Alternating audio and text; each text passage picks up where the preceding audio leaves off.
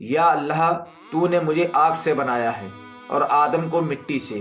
چونکہ آگ مٹی سے اعلیٰ ہوتی ہے اسی لیے میں آدم سے افضل ہوں، لہذا میری شان کے لائق نہیں کہ میں مٹی سے بنائے ہوئے انسان کو سجدہ کروں۔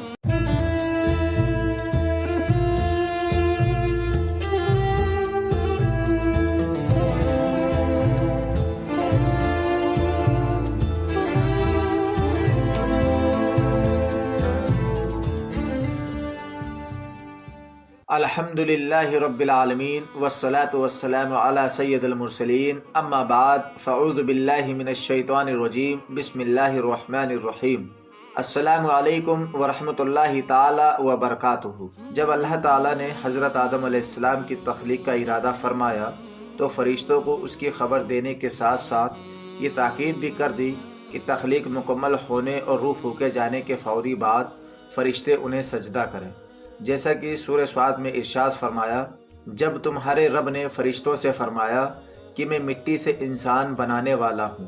پھر جب میں اسے ٹھیک بنا لوں اور اس میں اپنی خاص روح پھونکوں تو تم اس کے لیے سجدے میں پڑ جانا۔ اور سورہ حجر میں ارشاد فرمایا،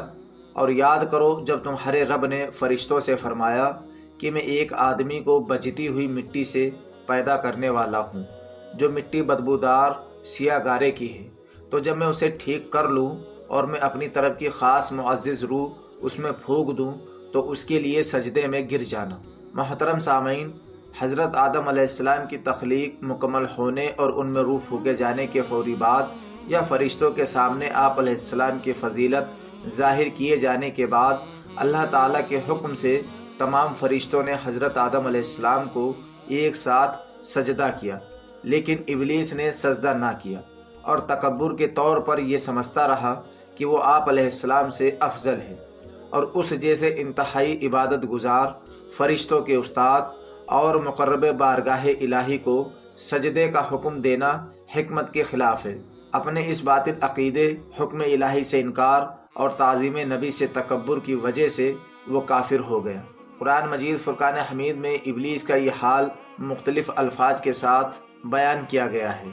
چنانچہ سورہ اعراف میں ارشاد فرمایا، اور بے شک ہم نے تمہیں پیدا کیا، پھر تمہاری صورتیں بنائیں، پھر ہم نے فرشتوں سے فرمایا کہ آدم کو سجدہ کرو، تو ابلیس کے سوا سب نے سجدہ کیا، وہ سجدہ کرنے والوں میں سے نہ ہوا۔ سورہ طٰہٰ میں ارشاد فرمایا، اور جب ہم نے فرشتوں سے فرمایا کہ آدم کو سجدہ کرو تو ابلیس کے سوا سب سجدے میں گر گئے، اس نے انکار کر دیا۔ سورہ حجر میں ارشاد فرمایا، تو جتنے فرشتے تھے سب کے سب سجدے میں گر گئے سوائے ابلیس کے، اس نے سجدہ والوں کے ساتھ ہونے سے انکار کر دیا۔ سورہ کہف میں ارشاد فرمایا، اور یاد کرو جب ہم نے فرشتوں سے فرمایا آدم کو سجدہ کرو تو سب نے سجدہ کیا سوائے ابلیس کے، وہ جنوں میں سے تھا تو وہ اپنے رب کے حکم سے نکل گیا۔ سورہ بقرہ میں ارشاد فرمایا، اور یاد کرو جب ہم نے فرشتوں کو حکم دیا کہ آدم کو سجدہ کرو تو ابلیس کے علاوہ سب نے سجدہ کیا، اس نے انکار کیا اور تکبر کیا اور کافر ہو گیا۔ میرے پیارے ناظرین، ابلیس کا اصل تعلق اگرچہ جنات سے تھا لیکن یہ فرشتوں کا ہی ایک فرد شمار ہوتا، اور اس پر بھی فرشتوں کے احکام جاری ہوتے تھے اور اسے بھی سجدہ کرنے کا باقاعدہ حکم تھا۔ اس لیے جب اس نے سجدہ نہ کیا تو اللہ تعالیٰ نے اس سے پوچھ گچھ کرتے ہوئے فرمایا، اے ابلیس، تو نے فرشتوں کے ساتھ اسے سجدہ کیوں نہیں کیا جسے میں نے خاص اپنے دست قدرت سے تخلیق فرمایا؟ کیا تو نے ابھی تکبر کیا ہے یا تو پہلے سے ہی تکبر کرنے والوں میں سے تھا؟ محترم سامعین، ابلیس نے جواب دیتے ہوئے کہا، یا اللہ تو نے مجھے آگ سے بنایا ہے اور آدم کو مٹی سے، چونکہ آگ مٹی سے اعلیٰ ہوتی ہے اسی لیے میں آدم سے افضل ہوں، لہذا میری شان کے لائق نہیں کہ میں مٹی سے بنائے ہوئے انسان کو سجدہ کروں۔ محترم سامعین، ابلیس کا خود کو افضل سمجھنا باطل تھا، کیونکہ افضل وہ ہے جسے مالک و مولا فضیلت دے۔ اللہ پاک کی بارگاہ میں فضیلت کا مدار اصل اور ظہر پر نہیں بلکہ مالک کی اطاعت و فرما برداری پر ہے۔ نیز آگ کا مٹی سے برتر ہونا بھی صحیح نہیں، کیونکہ آگ کی صفات میں تیزی اور بلندی چاہنا ہے اور یہ چیز تکبر کا سبب بنتی ہے، جبکہ مٹی کی صفات میں ٹھہراؤ، عاجزی اور صبر ہے، اور مٹی سے ملک آباد ہوتے ہیں جبکہ آگ سے ہلاک ہوتے ہیں۔ مٹی امانت دار ہے جو چیز اس میں رکھی جائے مٹی اسے محفوظ رکھتی ہے، جبکہ آگ میں جو چیز ڈالی جائے آگ اسے فنا کر دیتی ہے۔ مٹی آگ کو بجھا دیتی ہے اور آگ مٹی کو فنا نہیں کر سکتی۔ میرے پیارے ناظرین، یہاں ایک اور بات یہ ہے کہ جب اللہ تعالیٰ نے حضرت آدم علیہ السلام کو سجدہ کرنے کا حکم دیا تو اس پر سجدہ کرنا لازم و واجب تھا، لیکن یہ اس کی حماقت و بدبختی تھی کہ اس نے اللہ تعالیٰ کا صریح حکم موجود ہوتے ہوئے اس کے مقابلے میں قیاس کیا، اور جو قیاس نص کے خلاف ہو وہ ضرور مردود ہوتا ہے۔ محترم سامعین، یہاں ایک سوال ہے کہ اللہ تعالیٰ نے فرشتوں کو حکم دیا تھا کہ وہ حضرت آدم علیہ السلام کو سجدہ کریں، تو انہوں نے سجدہ کر دیا، لیکن ابلیس تو فرشتہ نہیں تھا، پھر اسے سجدہ نہ کرنے پر مردود کیوں قرار دیا گیا؟ تو سامعین، اس کا جواب یہ ہے کہ سجدے کا حکم صرف فرشتوں کو ہی نہیں بلکہ ابلیس کو بھی تھا، جیسا کہ اوپر آیت میں صراحت گزر چکی، اور حضرت آدم علیہ السلام کو سجدہ نہ کرنے میں ابلیس نے کئی گناہوں کا ارتکاب کیا، جیسے اللہ تعالیٰ کے حکم کی مخالفت کی،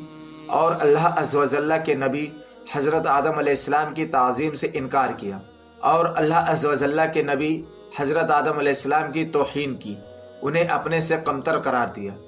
حضرت آدم علیہ السلام کے مقابلے میں تکبر کیا،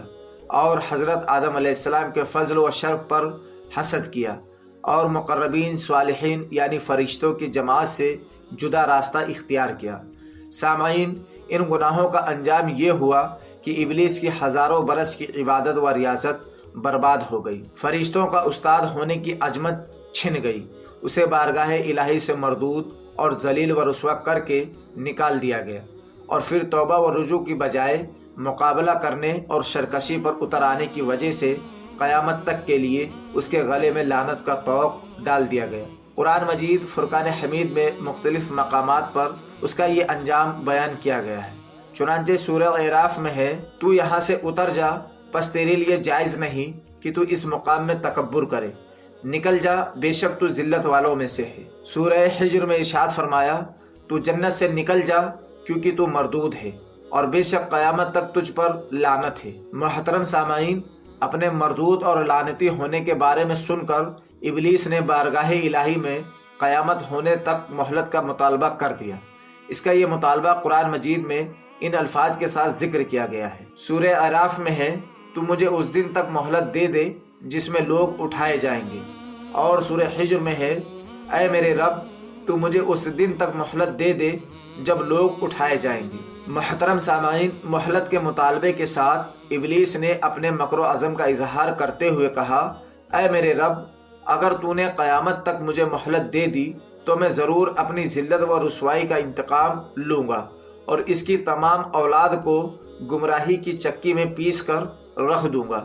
جسے تو نے میرے اوپر معزز بنایا ہے۔ البتہ کچھ لوگ میرے مکر و فریب اور گمراہی کے بچھائے ہوئے جال سے محفوظ رہیں گے۔ محترم سامعین، ابلیس کے انتقام کے عزم و اعلان پر اسے جواب دیا گیا، نکل یہاں سے، تو وسوسے ڈال کر اور معصیت کی طرف بلا کر جسے راہ ہدایت سے پھسلا سکتا ہے پھسلا دے، اپنے مکر و فریب کے تمام جال استعمال کر لے، اور اپنے سواروں پیادوں کے سارے لشکر لے کر انسانوں پر چڑھائی کر دے۔ تو لوگوں کے مالوں میں اور ان کی اولاد میں ان کا شریک ہو جا، اور ان سے طرح طرح کے وعدے کرتا رہے، الغرض لوگوں کو گمراہ کرنے کے لیے تجھ سے جو ہو سکتا ہے کر لے، لیکن یاد رکھ جو میرے خاص بندے ہیں ان پر تیرا کوئی داؤں چلنے والا نہیں، وہ تیرے وسوسوں اور فریب کاریوں سے بچ کر گمراہی سے محفوظ رہیں گے۔ ناظرین، سواروں اور پیادوں کے ذریعے چڑھائی کرنے سے مراد یہ ہے کہ اپنے تمام مکر و فریب کے جال اور اپنے تمام لشکر ان کے خلاف استعمال کر لے۔ مال اولاد میں شریک ہونے سے مراد یہ ہے کہ جو گناہ مال یا اولاد کے متعلق ہو، ابلیس اس میں شریک ہے، مثلا